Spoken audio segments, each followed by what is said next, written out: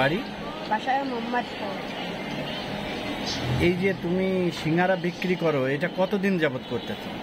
প্রায় 2 বছর। এটা তোমার এই ব্যবসা করার উৎস দেশে কে? আমার আম্মু। তোমার আব্বু কি করে? আব্বু কৃষক। প্রত্যেকদিন কত পিস বিক্রি করো? 200 পিস। এটা কোথা থেকে শুরু করো বিক্রি করা? কোথা থেকে শুরু করো? এই ঢাকার রোড থেকে মাগুরা ঢাকা রোড থেকে শুরু করি, তারপর এসে শেষ করি। এখানে প্রত্যেক দিন কত পিস বিক্রি করো? 200 পিস। প্রত্যেকটা কি বিক্রি হয়ে যায়? তুমি পড়ালেখা করো না? কিসে পড়াশোনা করো? ক্লাস 5 এ। কোথায় পড়াশোনা করো? ভাই আদর্শ মাধ্যমিক বিদ্যালয়। এটা কত টাকা? টোটাল 200 পিস কয় টাকা করে পিস বিক্রি করো? 5 টাকা। এটা কি প্রত্যেক দিনই বিক্রি হয়ে যায় সব?